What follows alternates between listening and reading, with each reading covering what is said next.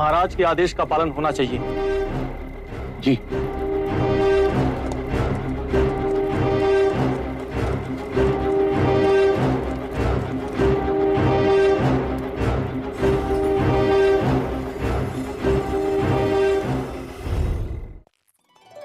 हम सब कहाँ जा रहे हैं यार?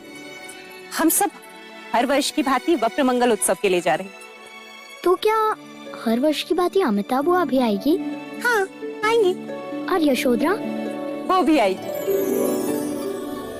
हरि ओम अग्निंजोदम पुरा ददे हव्यवाहमुपप्रवे देवा। महाराज, खेतों की उपज फूले फले, इसलिए भगनी व ब्राह्मणों को भोदान दीजिए। परंतु हमारी भगिनी अभी तक देवदास से आई नहीं गुरुवर।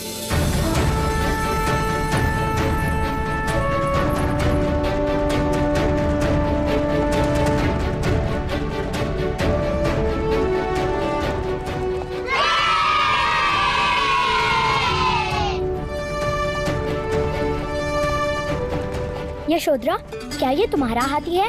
हाँ, कुंज है इसका नाम। क्या ये मेरा मित्र बनेगा? हाँ, बनेगा। वैसे तो वो रथ या पालकी से आती है, इस बार वो हाथी पर कैसे आई? ये हाथी जानबूझकर हमें नीचा दिखाने भेजा है महाराज दंडपानी ने, जिससे ये सिद्ध हो जाए कि वो हमसे अधिक धनी है। ये हाथी नहीं महाराज, उनका अहंकार है।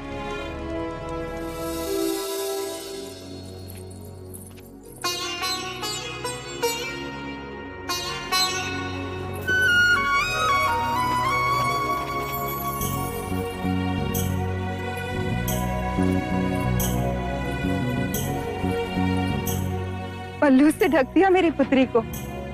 इसका अर्थ जानती हो क्या? अब से ये तुम्हारी हुई।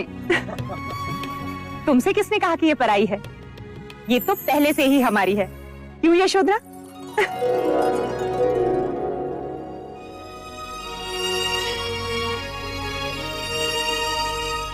भैया, हर वर्ष की भांति इस वर्ष भी कपिलवस्तु के खेतों की उपज फले फूले।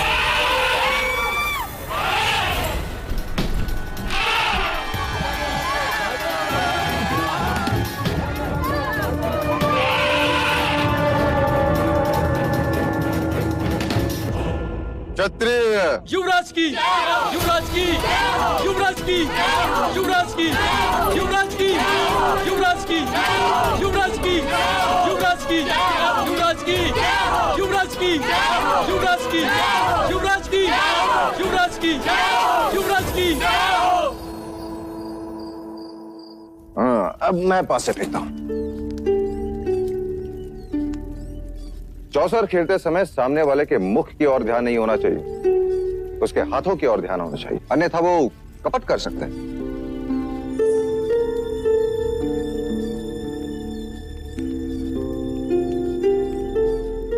क्या उस हाथी जैसा तुम्हें मेरे सर पर भी कांटा दिखाई दे रहा है?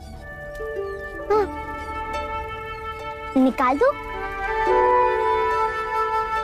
निकाल दो। हाँ, निकाल। ये देखिए, इसका रंग इतना भिन्न क्यों है? अब क्या उत्तर देंगे, कैसे समझाएंगे कि सफेद बाल वृद्धत्व का संकेत है? फिर वो पूछेगा वृद्धत्व क्या होता है? कुमार, जैसे आपके छोटे पुराने दांत टूटकर नए दांत आ गए, उसी प्रकार बालों का रंग बदलकर वो गिर जाते हैं और उसकी जगह पे नए बाल आ जाते हैं। वैसे जैसे पेड़ की पत्तियां अपना रंग बदलती हैं। बिल्कुल वैसे हैं। सही समय पे आई। युवराज को नींद आ रही है, ले जाओ।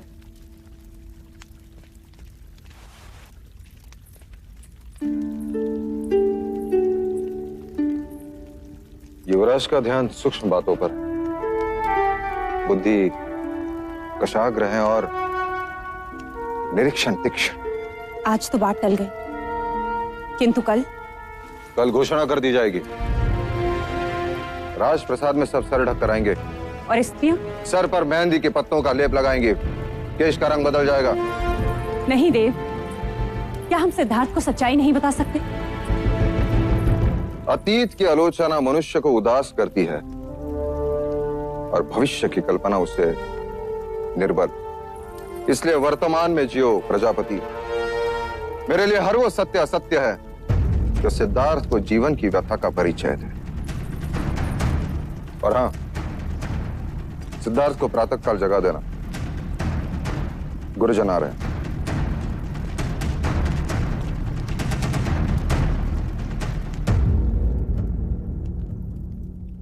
जैसे आपके छोटे पुराने दांत टूटकर नए दांत आ गए, उसी प्रकार बालों का रंग बदलकर वो गिर जाता है।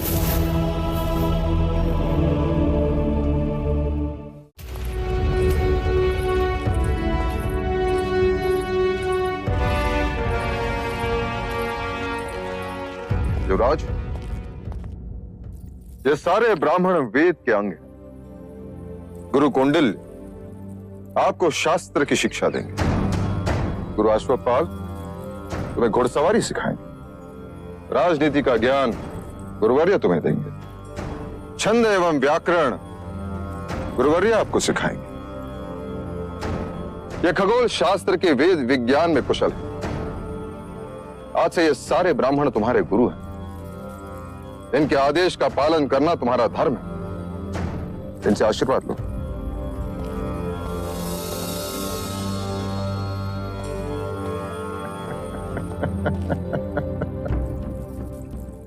तो तुमने शिक्षा न प्राप्त करने का हक छोड़ ही दिया।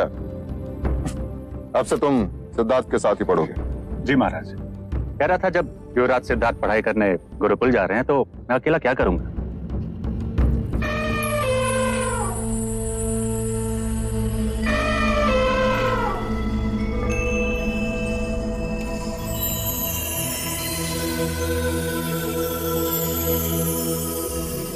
महाराज, हाथी और कुंवारी का सामने आना अच्छा शगुन है। युवराज अवश्य महान विद्वान बनेंगे। क्षमा करें गुरुवर्य, केवल महान विद्वान नहीं, महान राजा बनेंगे। ऐसा योद्धा जिसे संपूर्ण भारतवर्ष ने कभी ना देखा। ये क्या है? दीपक। ये दीपक ज्ञान और ध्यान का प्रतीक है। वो कैसे? ज्ञान का प्रतीक इसलिए कि जब यह प्रकाशित होता है तो हम निकटतम जगत को जान लेते हैं, और ध्यान का प्रतीक इसलिए कि जब यह प्रकाशित होता है तब सबका ध्यान उसी की ओर आकर्षित होता है। शिक्षा का प्रारंभ हम ब्रह्मनाद से करेंगे, अर्थात ओम के उच्चारण से करेंगे। जब तक ये दीपक मंगल नहीं हो जाते, सबको उच्चारण करते रहना होगा।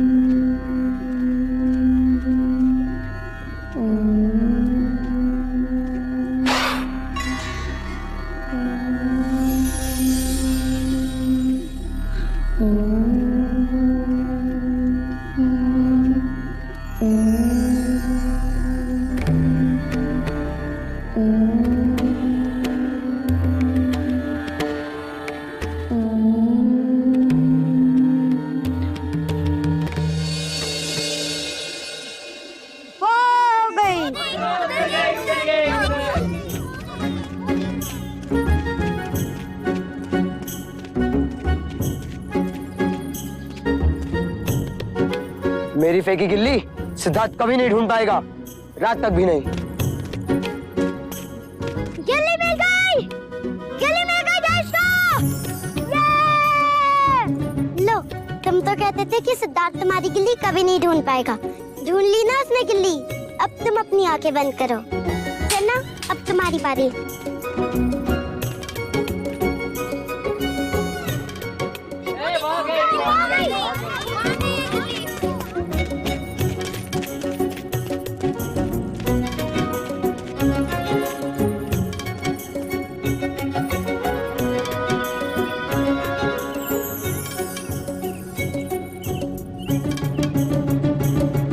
मिल गई गिल्ली, मिल गई। ढूंढ ली मैंने, सिद्धार्थ से भी कम समय में। लेकिन ऐसा कैसे हो सकता है?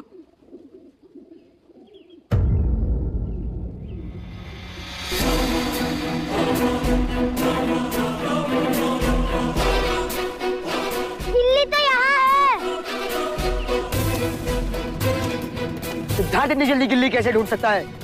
अवश्य इसने कपट किया है। इसने हमें दूसरी गिल्ली दिखा दी। नहीं, सिद्धार्थ असत्य कभी नहीं बोल सकता। तो मैं सत्य बोल रहा हूँ। ध्यान रहे, मैं ज्येष्ठ हूँ। कपट सिद्धार्थ ने ही किया है।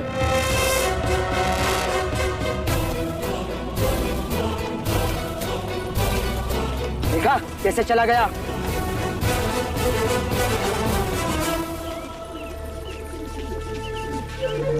क्या हुआ सिद्धार्थ?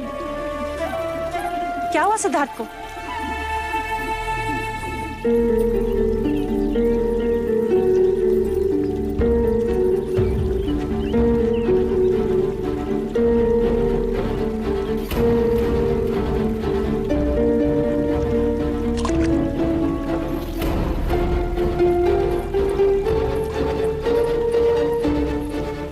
सिद्धार्थ, तुमने सत्य कहा, तुमने कपट से खेल जीता।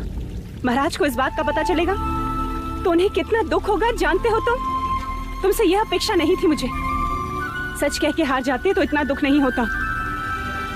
तुम्हारा दंड यह है कि मैं तुमसे अब बात नहीं करूं।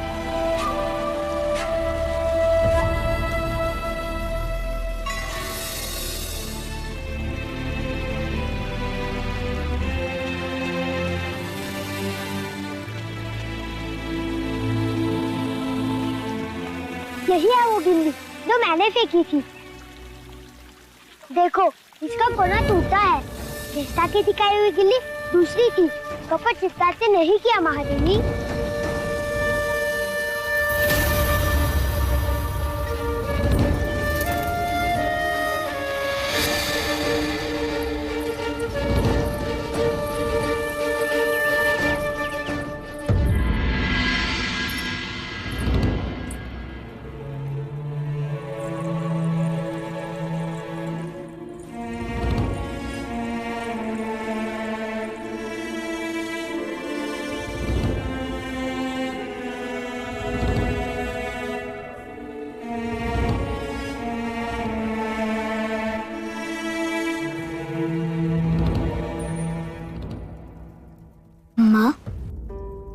आप रो क्यों रही हो माँ? पुत्र, तू सही था तो तूने प्रतिकार क्यों नहीं किया? क्यों नहीं कहा कि असत्य तूने नहीं, देवदत्त ने कहा था? माँ, आप ही ने तो कहा था बड़ों का मान रखना। मैं चेष्टा को झूठा कैसे कहता? यदि वो झूठा प्रमाणित होते तो उन्हें दंड मिलता। किंतु दंड तुझे मिला सिद्धार्थ। असत्य का आचरण देवदत्त ने किया, तू सच क्यों नहीं बोला? मैं सच्चा था इसलिए चुप रहा, क्योंकि सत्य स्वयं प्रकाशित होता है, उसे कोई छुपा नहीं सकता। ऐसा मैंने गुरुजी कहते हैं। किंतु व्यवहार में ऐसा नहीं होता पुत्र। स्वयं को बचाना मनुष्य का कर्तव्य है। अर्थात झूठ का आचरण करता। पुत्र, खरे सोने में भी जब मिलावट होती है ना, तभी आभूषण बनता है। अब से याद रखूंगा माँ। अच्छा बता, अब मेरा क्या प्रायश्चित है? अकारण ही तुझे दंड दिया।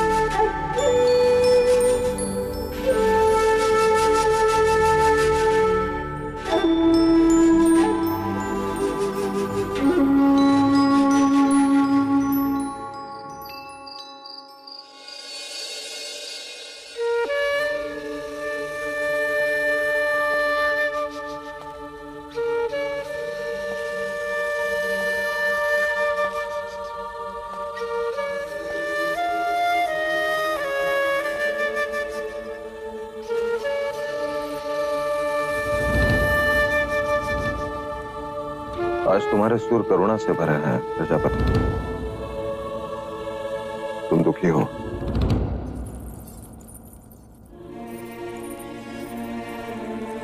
हाँ देव, एक मां के लिए इससे बड़ा दुख क्या होगा कि वह अपने पुत्र को समझ ही नहीं पाई। ऐसा लगता है जैसे 8 साल की उम्र में कोई 80 साल का विचारक बन दी। देव, पत्थर सामने आ जाएं, तो पेड़ की जड़ें भी उन्हें काट कर अपना रास्ता बना लेती हैं। किंतु यह बालक, यह तो अपने बारे में कुछ सोचता ही नहीं। सामान्य मनुष्य स्वार्थ भी नहीं।